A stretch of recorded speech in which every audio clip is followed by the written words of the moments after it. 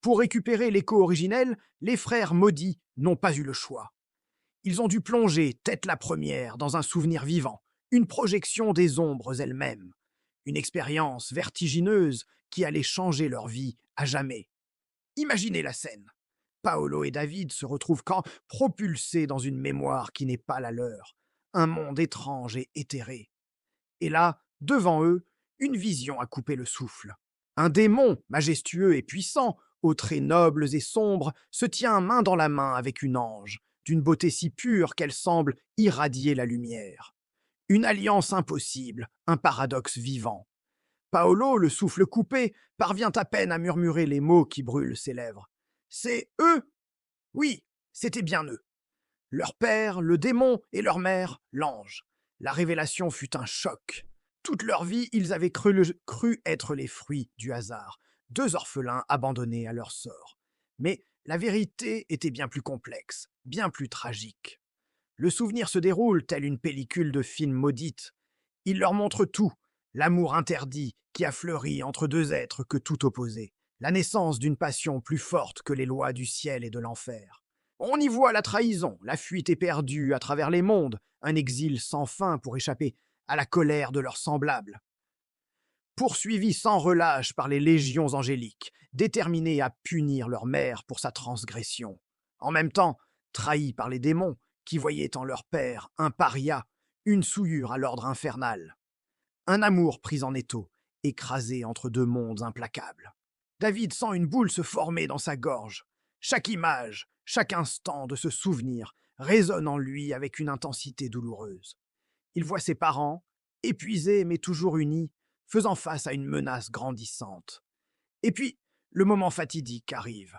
Le souvenir leur montre l'ultime sacrifice. Conscient que leur fin est à proche, que leurs ennemis se rapprochent inexorablement, le couple prend une décision déchirante. Pour protéger leurs enfants, les deux êtres qu'ils aiment plus que tout, ils scellent leur propre essence, leur âme, leur pouvoir, dans un artefact ancien et puissant. C'est leur dernier acte d'amour, un legs désespéré pour assurer la survie de leur lignée. Et juste après, ils disparaissent, balayés par les forces qui les pourchassaient. Les larmes montent aux yeux de David. Une seule pensée tourne en boucle dans son esprit, une prise de conscience qui fracasse des années de ressentiment et de solitude. Donc, ils ne nous ont pas abandonnés. Sa voix est rauque, pleine d'une émotion qu'il n'avait jamais osé s'avouer. Ce n'était pas un abandon, c'était un acte de protection. Le sacrifice ultime de deux parents pour sauver leurs enfants.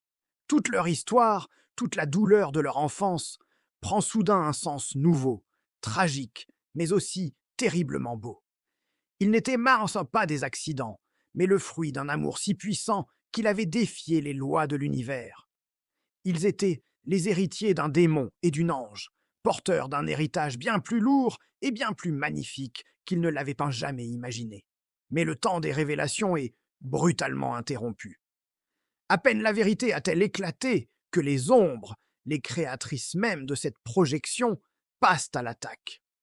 Telles des sangsues affamées, elles se jettent sur le souvenir, cherchant à le corrompre, à le dévorer, à effacer cette mémoire précieuse. Les images de leurs parents commencent à se tordre, à se noircir, menaçant de disparaître à nouveau, cette fois pour de bon. Le visage de leur mère se déforme sous l'assaut des ténèbres. Le regard fier de leur père s'efface. C'est plus que Paolo ne peut supporter. Une rage pure, protectrice, explose en lui. Non, hurle-t-il, sa voix vibrant de puissance. On ne les laissera pas mourir une deuxième fois. Cette fois, ils sont là. Ils ne laisseront personne effacer le dernier vestige de leurs parents. Animés par cette nouvelle résolution, par cette vérité qui a redéfini leur existence, les deux frères agissent d'instinct. David se tourne vers Paolo, un regard déterminé dans les yeux. Ils n'ont pas besoin de se parler. Ils savent ce qu'ils doivent faire. Leur pouvoir, si souvent en conflit, l'ombre et la lumière, le feu et la glace, se tendent l'un vers l'autre. Ce n'est pas une fusion totale, mais une harmonisation partielle, un accord parfait entre leurs deux natures.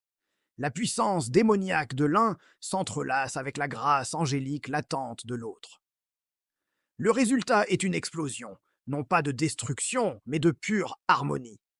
Une vague d'énergie mixte, à la fois sombre et lumineuse, qui déferle sur les ombres et les repousse violemment, purgeant le souvenir de leur corruption. Une fois la menace écartée, le souvenir se stabilise.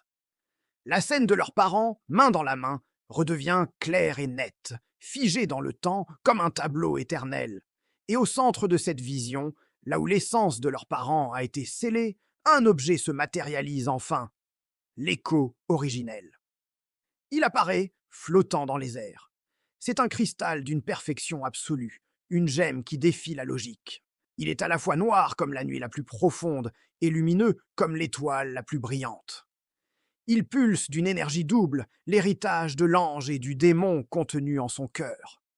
C'est l'artefact qu'ils cherchaient, la clé de leur passé et peut-être de leur avenir. Sans hésiter, David tend la main et saisit le cristal.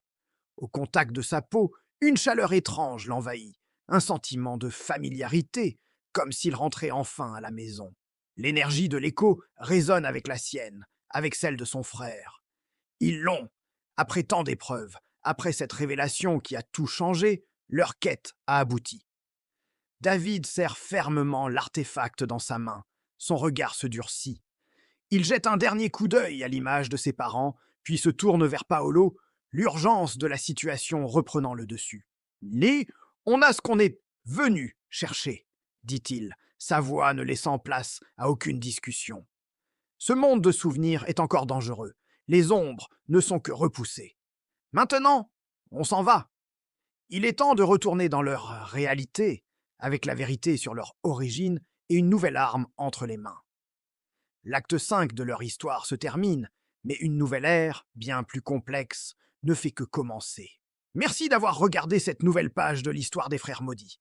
Si cette aventure vous a plu, n'oubliez pas de laisser un pouce bleu, de commenter pour nous dire ce que vous en avez pensé, et surtout de vous abonner pour ne rien manquer de la suite de leurs péripéties. Activez la cloche pour être notifié de la sortie de l'acte 6. On se retrouve très vite pour la suite.